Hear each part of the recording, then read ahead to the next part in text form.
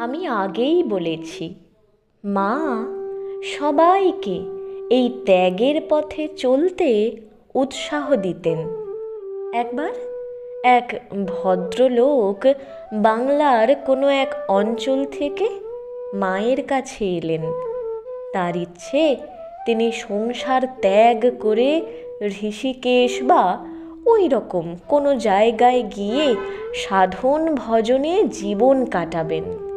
কিন্তু তিনি বিবাহিত, একটি সন্তানও রয়েছে। সেখানে যারা ছিলেন তাদের মধ্যে তুমুল তর্কের ঝড় উঠল। এরকম লোক কি করে সাধু হতে পারে?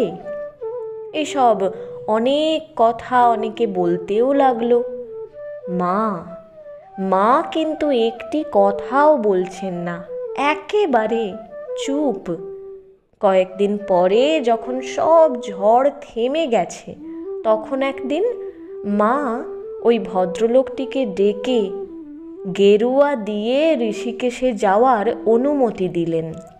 পরবর্তীকালে তিনি রামকৃষ্ণ সংঘের একজন বিশেষ সম্মানীয় সাধুরূপে গণ্য হয়েছিলেন। জয়রামবাটিতে একটি যুবক ছিল, খুব ভালো। সে ভালো গান গাইতে পারত, আর সবাই তাকে ভালোবাসত। একদিন হঠাৎ সে নিরুদ্দেশ, কোথায় গেছে কেউ জানে না। কয়েক বছর পরে সে গ্রামে ফিরে এলো। সে ফিরে এসেছে দেখে গ্রামে খুব উত্তেজনা। অনেকে তাকে দেখতে এসেছে। তাকে যেন সবাই ঘেরাও করে রেখেছে আর প্রশ্নের পর প্রশ্ন করছে। গ্রামে এমন সাড়া পড়ে গেছে যে মায়েরও কৌতূহল হলো, কি ব্যাপার, যাই ব্যাপারটা কি দেখে আসি। মা ওই ছেলেটির বাড়িতে গেলেন। দেখেন তখনও বহু লোক তাকে ঘিরে রয়েছে আর বলছে, কেন তুমি না বলে বাড়ি থেকে পালিয়ে গেলে? এত বছর কোথায় ছিলে? এভাবে আর পালিয়ে যেও না, ইত্যাদি ইত্যাদি। মা কিন্তু কিছু বললেন না, চুপটি করে সব শুনলেন। কিছুক্ষণ পর বললেন, বাবা তুমি সাধু হয়ে ভালোই করেছ। 3 বার মা এই কথাটি বললেন। তারপর দুপুরে তার কাছে এসে প্রসাদ পেতে বললেন।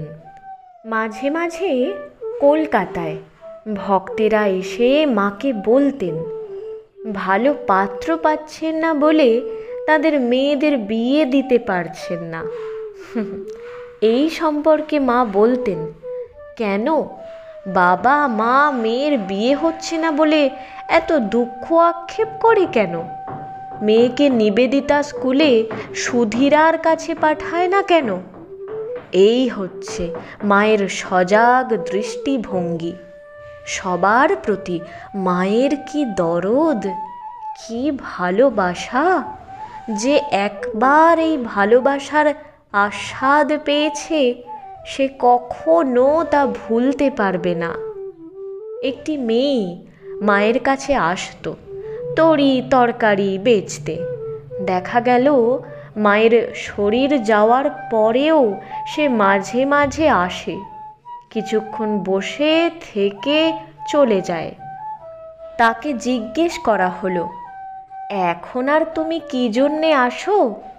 তখন সে উত্তরে বললে, মায়ের এত ভালোবাসা পেয়েছি যে তাকে আর কিছুতেই ভুলতে পারছি না, তাই এখানে আসি।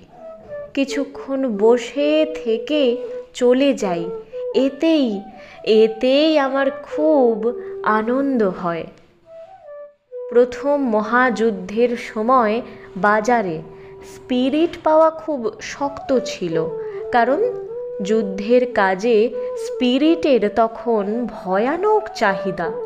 সাধারণত 1 বোতল স্পিরিটের দাম ছিল তৎকালীন 6 আনা, কিন্তু অনেক দাম দিয়েও বাজারে স্পিরিট পাওয়াই যেত না। একজন ভক্ত কোনো রকমে জয়রামবাটির ডিসপেন্সারির জন্যে কয়েক বোতল স্পিরিট জোগাড় করেছিলেন। মায়ের পায়ে বাত ছিল, সেজন্যে বেশ কষ্টও পেতেন মা। স্পিরিট দিয়ে মালিশ করলে তার একটু আরাম হতো। ওই ভদ্রলোক যে স্পিরিট এনে দিয়েছিলেন তা থেকে একটু নিয়ে মাকে ব্যবহার করতে বলা হলো। মা কিন্তু রাজি হলেন না। তিনি বললেন, ওই স্পিরিট এসেছে গরিবদের জন্যে, তাদের বঞ্চিত করে আমার নিজের আরামের জন্যে তা আমি ব্যবহার করতে পারবো না। মায়ের কী দৃষ্টিভঙ্গি তা এই থেকেই বোঝা যায়। আরও একবার এক ভক্ত এসে মাকে বললেন, মা, অমুক মারা গেছেন। মৃত্যুর আগে এক উইল করে তিনি বেলুড় মঠ এবং প্রাচীন সাধুদের জন্য প্রচুর সম্পত্তি রেখে গেছেন। মা চুপ করে শুনলেন।